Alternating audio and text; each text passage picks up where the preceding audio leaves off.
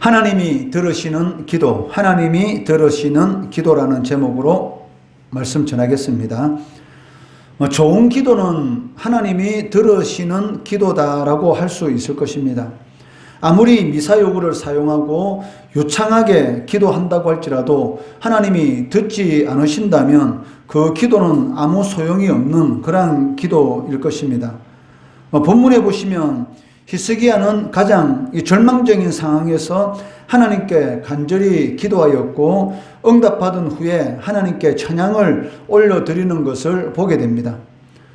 그러므로 본문에 기록된 히스기야의 이 시는 이론적이거나 추상적인 그러한 이야기가 아니라 절박함 가운데서 부르짖었던 기도가 응답받은 그러한 체험을 간증한 것이다 라고 할 수가 있을 것입니다.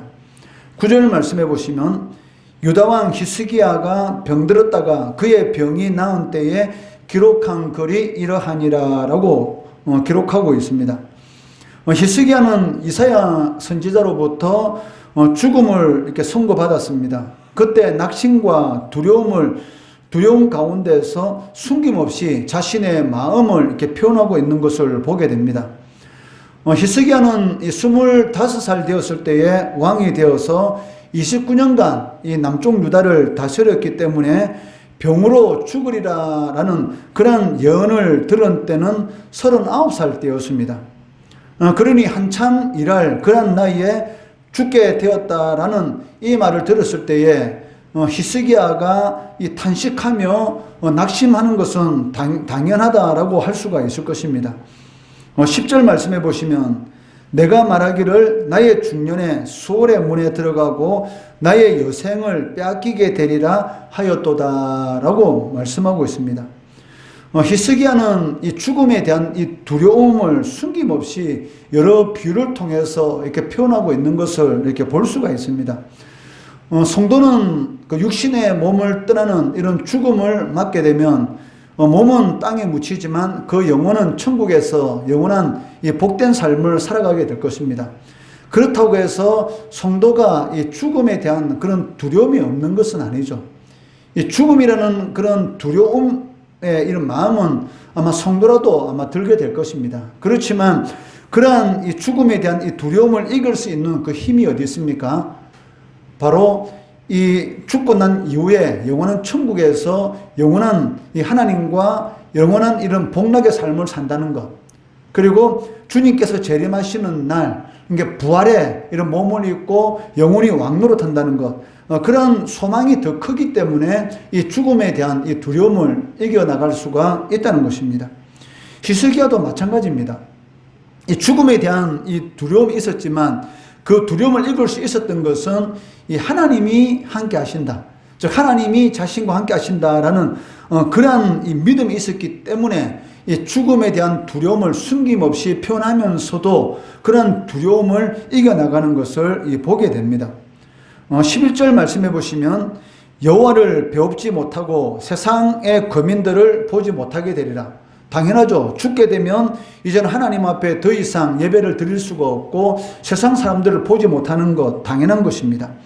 즉 하나님을 다시 섬기지 못한다는 것, 그리고 세상 사람들을 보지 못한다는 이 두려움에 이 히스기야 왕이 붙잡혀 있습니다.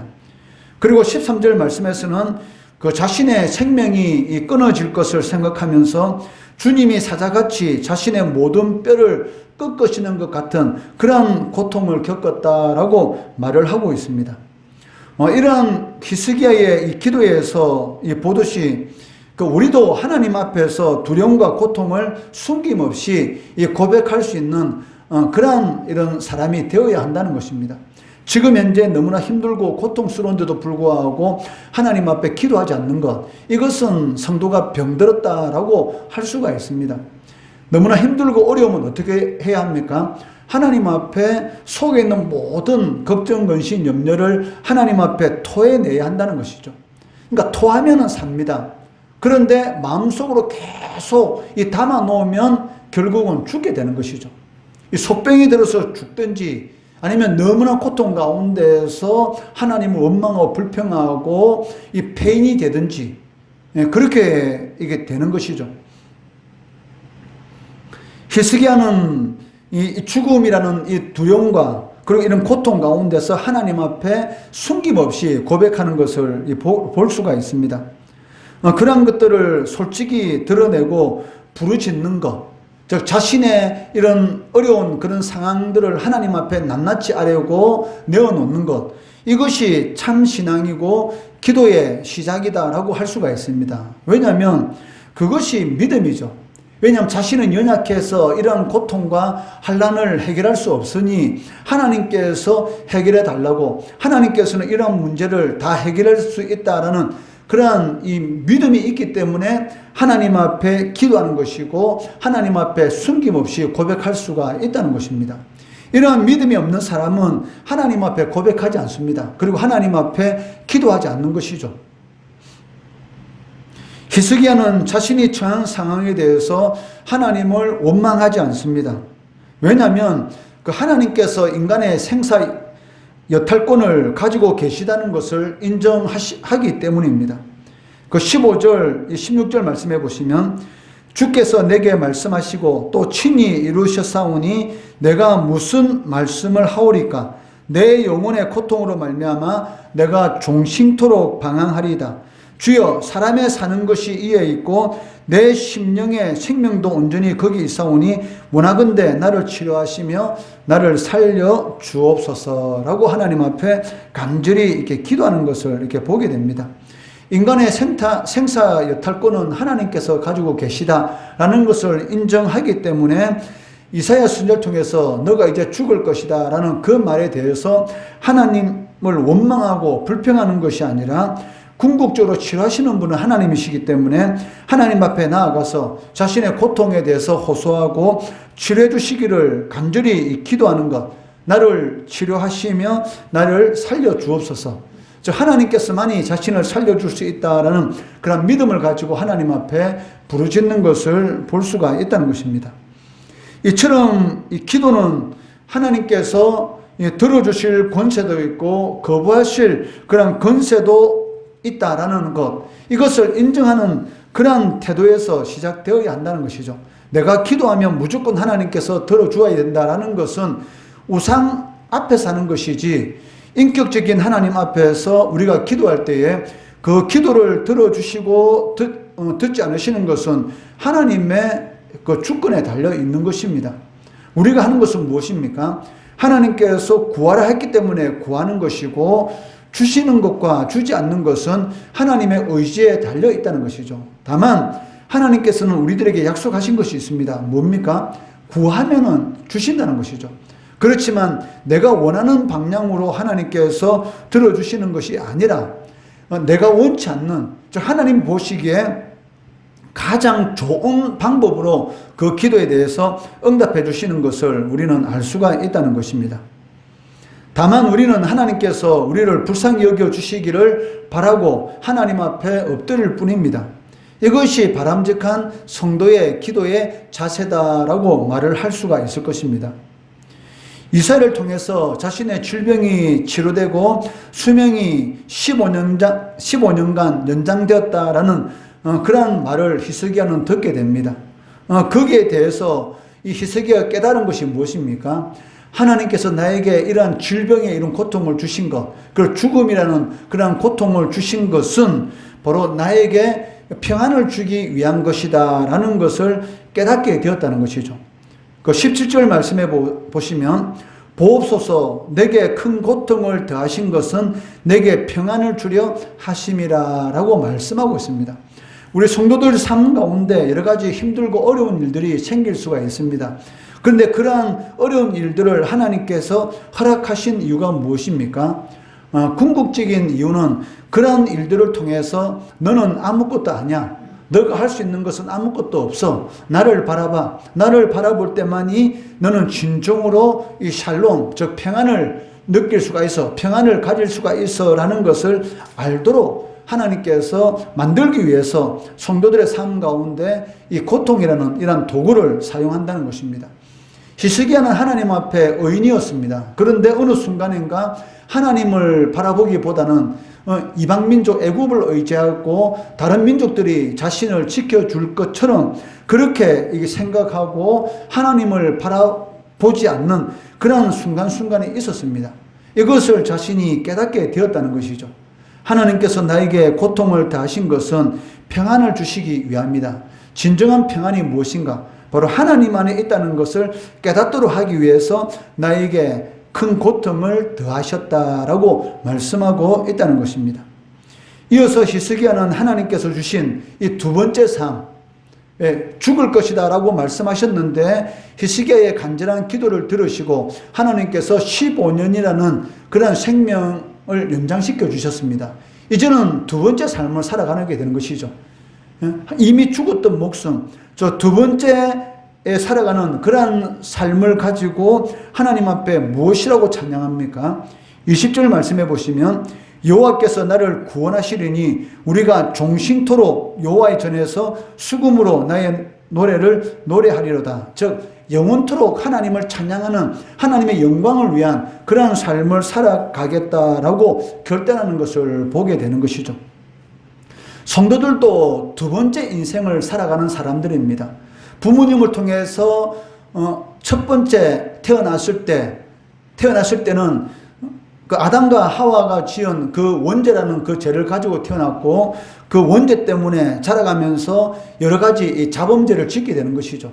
즉 원죄와 이 자범죄의 이 죄의 문제 때문에 우리는 영원히 죽을 수밖에 없는, 즉 영원히 지옥 형벌을 받을 수밖에 없는 그러한 사람들이었습니다. 그런데 하나님께서 우리를 불쌍히 여겨주셔서 우리를 본 어게인, 즉 첫 번째 삶은 죽고 이제는 예수 안에서 두 번째 삶, 즉 거듭난 그러한 삶을 살 수 있는 그런 은혜를 이렇게 베풀어 주신 것이죠. 히스기야가 하나님으로부터 15년간 그 생명을 연장받고 두 번째 삶은 오직 하나님만 바라보고 하나님의 영광을 위해서 살겠다라고 결단한 것처럼 성도들도 마찬가지입니다. 거듭난 삶을 살아가는 성도들은 오직 하나님의 영광이라는 그러한 삶의 목적을 가지고 살아가야 한다는 것입니다.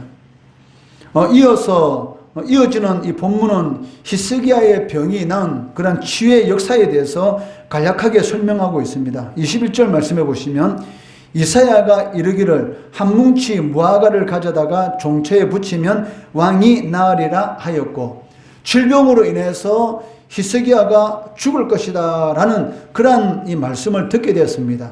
이미 죽을 것이다 라는 그 말을 들은 죽음의 선고를 받았는데 무화과를 붙인다고 과연 낫겠습니까? 그거는 말이 안 되는 소리죠. 아람의 군대 장관이 이 문둥병에 걸려서 이 엘리사를 이렇게 찾아오게 됩니다. 엘리사 선지자가 그 나만 장군의 이 그 병을 고칠 수 있는 처방책으로 준 것이 무엇입니까? 바로 요단강에 가서 씻으면 나을 것이다 라는 그러한 처방을 하게 됩니다. 과연 그 요단강 물에 가서 씻는다고 이 문둥병이 과연 낫겠습니까? 나을 수가 없죠. 무화과를 가져다가 그 히스기야의 그 아픈 곳에 그걸 붙인다고 낫는 것도 아니고, 그리고 이 나만 장군이 요단강에 가서 몸을 씻는다고 그 문둥병이 깨끗이 나을 수는 없습니다. 그런데 그 무화과나 요단강 그 자체에는 이 죽을 병을 고칠 만한 그런 약효도 없고 기적의 능력도 없습니다. 그런데 어디에 능력이 있었습니까? 바로 하나님의 말씀인 것이죠. 그 말씀이 역사하니까 죽을 병 가운데서 구원받는 그러한 역사가 일어나게 된 것이죠. 나만 장군이 엘리사 선지자의 말에 순종해서 이 요단강에 가서 그 몸을 씻었을 때에 그 몸에서 문둥병이 낫는 그러한 역사가 일어나게 되었던 것입니다. 마찬가지로 히스기야도 마찬가지죠. 너가 15년 생명이 낫게 될 것이다 라는 그 말을 듣고, 그리고 무화과를 그 몸에 붙이라라는 그 말을 들었을 때에 그 말씀에 순종해서 무화과를 붙인다 어떻게 나을 수 있어? 그런 말도 안 되는 소리지라고 생각하고 무화과 잎을 만약에 무화과를 붙이지 않았다. 그러면 히스기야의 그 병은 나을 수가 없는 것이죠. 그런데 그 하나님의 그 말씀에 순종해서 그 무화과를 붙임으로 인해서 생명이 15년 연장되는 그런 역사가 일어나게 된 것이죠. 출애굽하는 이스라엘 백성들이 광야에서 이 하나님 말씀에 불순종할 때에 이 불뱀에 물려 이스라엘 백성이 죽어가는 그런 상황 가운데서 하나님께서 모세에게 놋으로 뱀을 만들어서 이 지팡이 이 꼭대기에다가 이 매달도록 이렇게 말씀하십니다. 그리고 그 놋뱀을 보는 자마다 낫게 될 것이다 라고 명령하셨습니다. 그럼 개중에 이스라엘 백성들, 불뱀에 물려서 죽어가는 이스라엘 백성들 중에는 그 하나님의 말씀, 롯뱀을 바라보면 구원을 받는다 라는 그 말씀을 믿고 롯뱀을 바라보는 사람들도 있었을 것이고, 롯뱀을 바라본다고 이 불뱀의 독이 이미 몸에 퍼졌는데 과연 나을 수가 있을까라고 생각하면서 롯뱀을 바라보지 않은 그런 이스라엘 백성들도 있을 것입니다. 그 롯뱀에 어떤 능력이 있는 것이 아닙니다. 즉 하나님의 말씀, 놋뱀을 바라보면 나을 것이다 라는 그 하나님 말씀에 순종했을 때에 그 치료함을 받는, 즉 불뱀의 독으로부터 이렇게 회복되는 그런 역사가 나타나게 된 것이죠. 마찬가지로 성도의 삶 가운데서 이 기적의 역사는 하나님의 말씀에 순종할 때 이렇게 나타나게 되는 것이죠. 무화과나 요단강 물에 씻는 이런 모든 것들은 말씀에 순종할 때 역사가 나타난다라는 것을 실제로 보여주는 그런 사건이다라고 할 수가 있을 것입니다. 어리석은 자들은 자신의 힘으로 해결되지 않는 그런 상황인데도 불구하고 끝까지 하나님 앞에 간구하고 기도하기보다는 자신의 능력으로 해결하려고 동분서주 뛰어다니고 있습니다. 그리고 해결 안 되면 어떻게 합니까? 마치 그 잘못이 하나님께 있는 것처럼 이스라엘 백성들처럼 하나님을 원망하게 된다는 것이죠. 하지만 이러한 태도는 너무나 이 하나님에 대한 불신앙이고 하나님보다 자신을 더 높이는, 하나님은 해결하지 못하도 나는 해결할 수 있을 거야 라는 그러한 교만한 행위다라고 할 수가 있을 것입니다. 히스기야의 이러한 이 간증 그리고 이 찬양은 우리가 어려움을 당할 때에 어떠한 이 신앙의 태도를 가져야 하는가를 우리들에게 잘 보여주고 있습니다. 즉 자신의 연약함을 하나님 앞에 솔직히 드러내고 오직 하나님이 주권자이심을 고백하고 겸손히 기도할 때 바로 하나님의 놀라운 그런 기적의 역사가 우리의 삶 가운데 나타난다는 것이죠. 힘들면 하나님 앞에 기도하시기 바랍니다. 힘들면 하나님 앞에서 울고, 힘들면 하나님 앞에서 부르짖고, 자신의 모든 연약한 것들을 하나님 앞에 내어놓을 때에 하나님께서는 불쌍히 여겨주시고 긍휼히 여겨주셔서 회복시켜 주시는 그런 은혜를 베풀어 주신다는 것입니다. 이러한 은혜를 누리시는 우리 성도 되시기를 주의 이름으로 축원합니다.